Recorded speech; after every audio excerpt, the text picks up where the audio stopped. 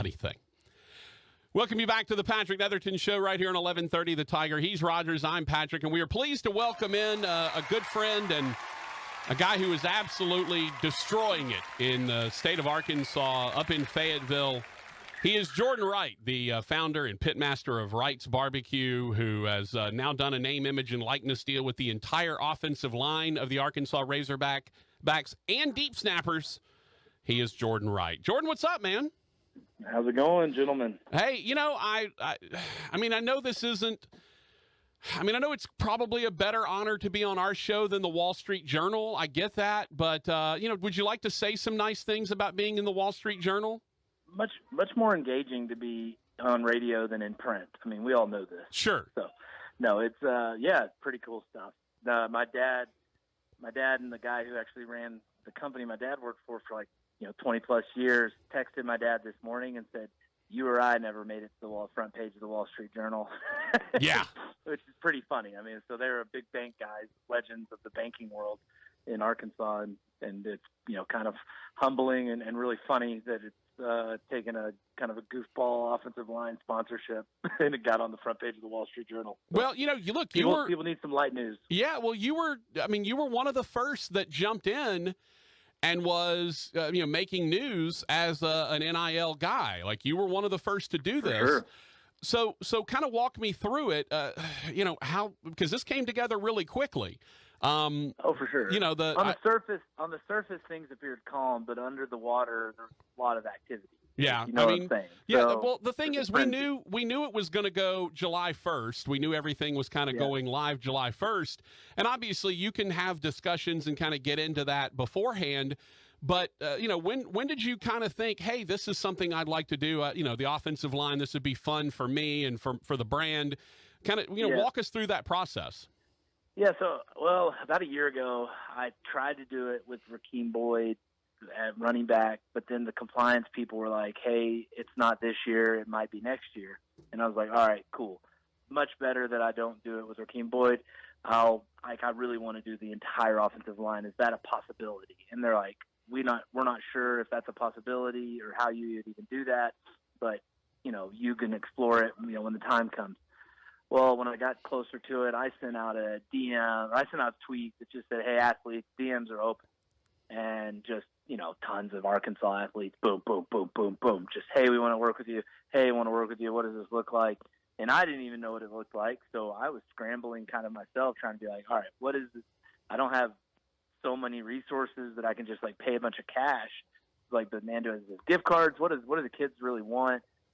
Really, they wanted some food and some trade. So once I kind of got a core group of offensive linemen all connected, we started texting everyone, and everyone agreed to do the deal, and we just kind of worked it out. But it took about maybe 6-7 hours of just kind of working, getting extra names. Some of the freshmen that hadn't gotten into Mm-hmm. they didn't have those numbers in the main group. So as those guys kind of kept coming in, they're like, "Yep, we're in. And then I offered a big dinner to kind of announce it and take care of those guys with a big spread at the barbecue house. And we did that I guess that was 2 Tuesdays ago, somewhere around there. But yeah, fun times. So it was really quick, really fast and furious.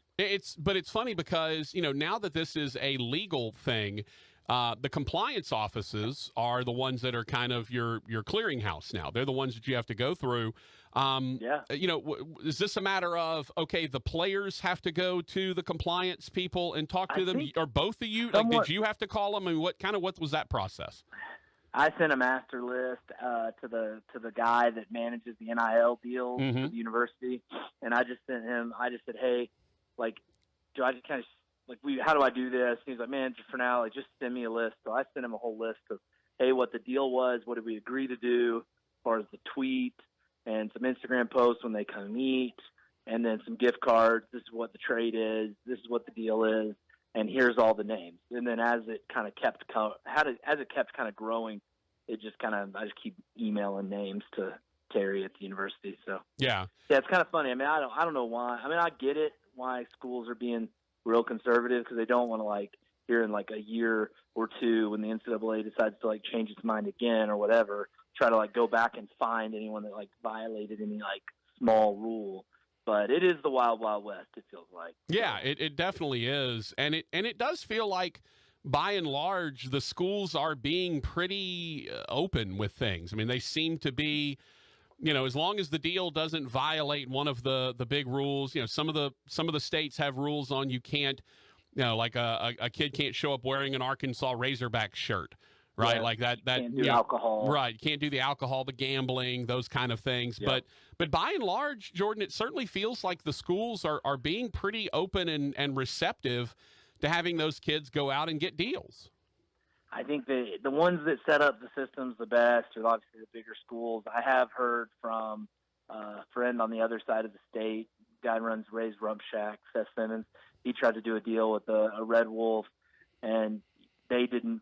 They were like, "No, you can't do this yet. We haven't figured it out." And It was like, man, this was a week after I had done my deal. He was asking me, "Hey, what do I do?" I said, "Man, just offer him the deal and just move on." He goes, "We have the athletic, the people from the athletic department are saying no, we can't do that." And it's like, man, I said, my advice was, go forward, like just do it. Like, what are they going to do? And I get it. If you're even like me, like I'm trying not to like step on toes. You don't want to burn bridges with universities, but at the same time, it's like, why is anyone not just embracing this with open arms for their student athletes? Well, yeah, and that's the thing. If the schools are the ones holding it up, that's a them problem.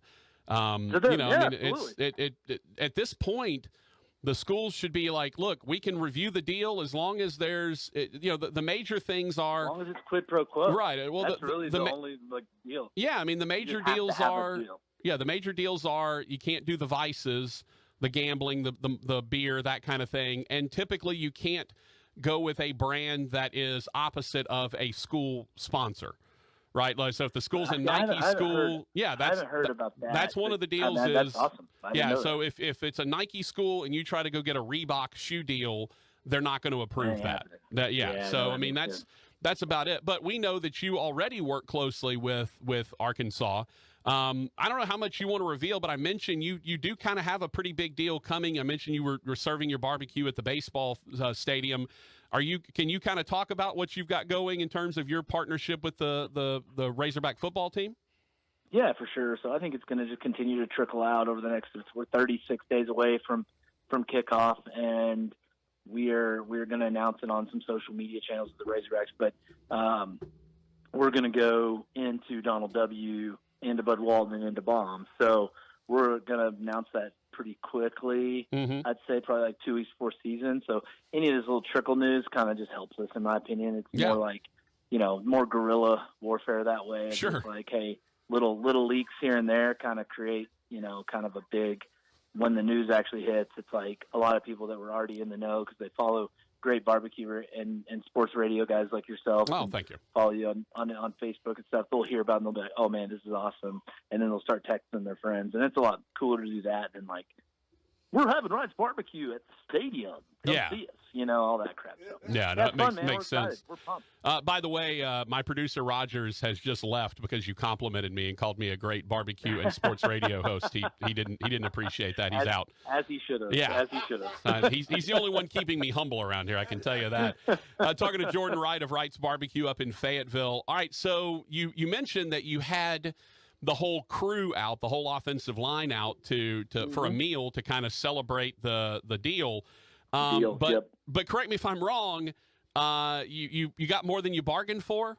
You thought a certain number was showing up, and then here comes some other folks. I think there were 15 on the original list, and then obviously offensive linemen, and then like the deep snapper showed up. Yeah, some other just kind of like offensive linemen / guys that just weren't on the original group. So I was like, all right, I don't have a gift card for you. What's your name? All right, I'll send the name to the university, and here's your stuff. So, it was kind of nuts. But, we ended up giving just a boatload of food. So it was a lot of fun. And, man, those kids, I think they really enjoyed it. They enjoyed the uniqueness of getting to do a deal and being one of the first ones to do a deal as a unit. And then I got way more than I bargained for when it came to just the general press. Like once we started announcing that, each player, each offensive, it wasn't just each player, it was all the offensive linemen tweeting out in unison and all the reporters cover them. And so then they're texting me saying, did you really just sponsor the entire offensive line? And so it's just boom, boom, boom, boom, boom. And then articles were coming out, and then the Wall Street Journal. Wall Street does an Journal. interview. And Yeah. so, I mean, that's crazy. Like, to think that, like, just a little idea I had a year ago and, kind of spawned into this, like, really awesome publicity thing, which is pretty cool while it's happening. Okay, so my major question is twofold. One, how many pounds of meat did you have to serve for this basically 20 group of O linemen that you had? So I think I don't have the article in front of me. I think I gave her pretty close numbers, but I think we used about 2 briskets, maybe so it was about 8 pounds, 8.5 pounds of brisket, 5 racks of ribs, probably 3 pounds of pulled pork, a couple pounds of bacon burn-ins, a couple pounds of turkey, and some chicken. So I mean, it was close to easily 20, 22 pounds. So almost a pound of protein per person. Well, I mean, honestly, that's what it's funny, when I go eat, I usually figure about 2 pounds. I usually figure about a pound of brisket and then, a pound of ribs or so with a little bit of sausage and some beans and whatnot. All right, so with the price of meat right now is sky high as it is, what did that set you back? Oh, probably, well, retail value, probably around $1,000, $1,200, probably $1,200 dinner or something like that. And then maybe $1,000, and then probably costs were running right around 42% sometimes, maybe a little bit lower, a little bit higher, just depending on the week. So, probably cost me $400 or $500 in just food for that one meal. So, yeah. But I think honestly, I don't even know how you equate math and publicity. I'm not a big math guy. I'm more of just a general numbers guy. And so, I'm sure the equation of what I spent to the marketing value I got to be in the front page of Wall Street Journal, I think it's in my favor. Probably more than absolutely. $500. No, you made. I feel like I gambled well. Yeah, you're making out like a bandit. I am curious. Have you seen? I mean, has anyone come in and said, "Hey, I've never tried your place out, but I saw the offensive line deal"? I mean, have you seen any legitimate people walking in the door? I have. I haven't personally. Like, it's like, I mean, I've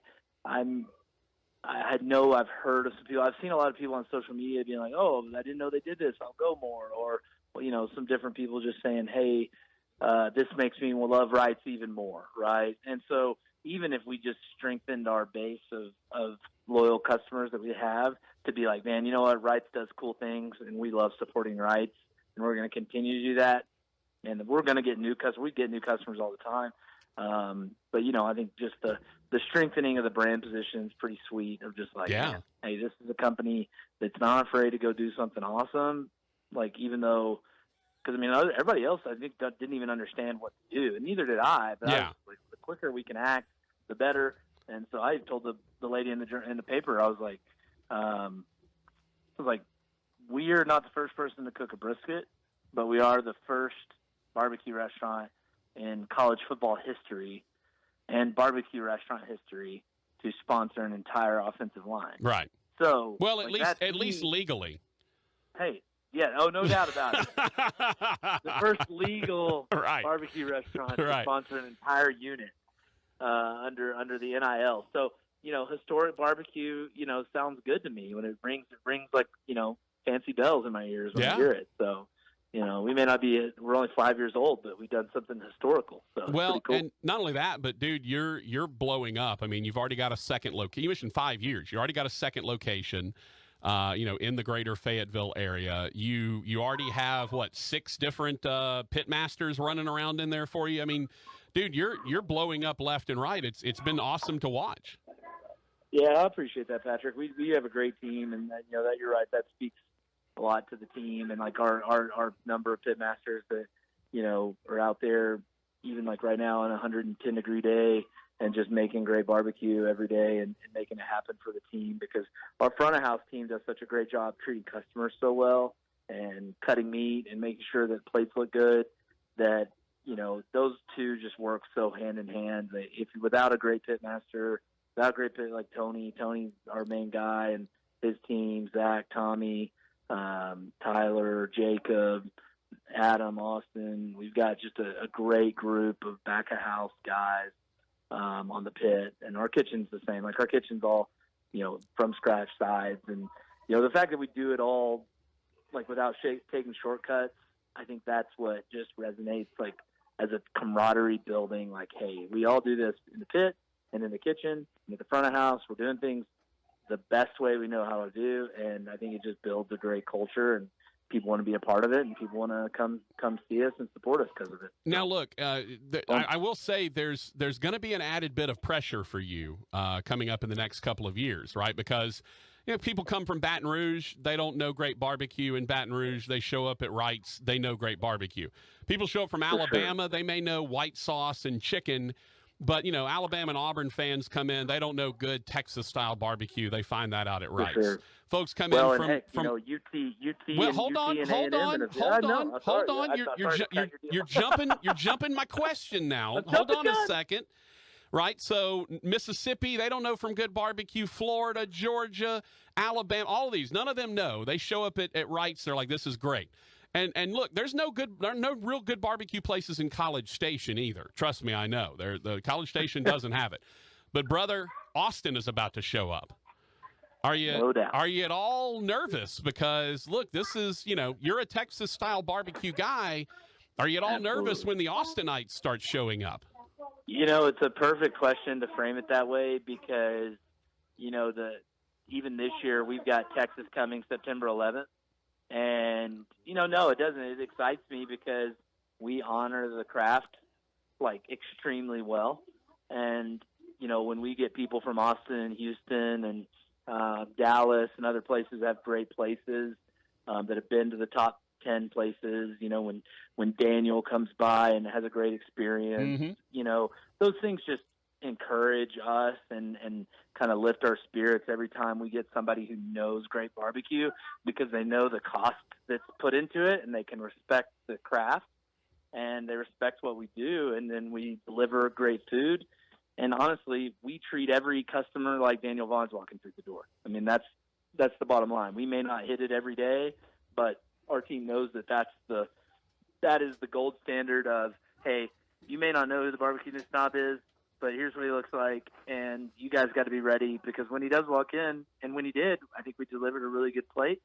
And, who knows if it was our best? I wasn't even there that day. But it was awesome because we had a team that all just, they take ownership and pride in what they do. And so it's like I'm there every day, even if I'm not. And so, man, when we get Texas people coming in, and I think they're going to respect and appreciate it. And it gives us an opportunity to open our doors to my good friend Evan Leroy from Leroy Lewis. Yeah. Do some collaboration stuff with them when Texas comes up. And, same thing with Grant Pigerton put on Twitter. He's like, let me enter the SEC barbecue chat. And so, those types of things, everybody's a good guy, I feel like. Oh, yeah. I don't know. I haven't met somebody yet that's just a guy I don't want to be involved with or have a relationship with in the barbecue community. We're all doing the same thing. We're all trying to provide for our families and serve the communities, and we all do hard things. So it's really similar in our pursuits. So we've just got a great community. So if anything, the Texas stuff just excites me. That's beautiful. That's beautiful. Jordan, congrats on all the growth, on all the success, man. I'm looking forward to it. I'm going to try to get up there at some point, hopefully on an off week, and come sit in the Jordan Wright suite in Donald W. Reynolds Razorback Stadium and enjoy a football game. Well, there is no suite, but you can come to the concession stands with us. Those will be. Hey, that's my kind of suite, brother. That's what a suite is in my world. Right? Hey, popcorn, hot dogs, we got it all. Yeah, that's a suite in my world, brother. Hey, congrats on all the success, man. We look forward to seeing you soon, bub. Thank you, guys. Thanks, Roger. All right. See you guys. Jordan Wright from Wright's Barbecue up in Fayetteville.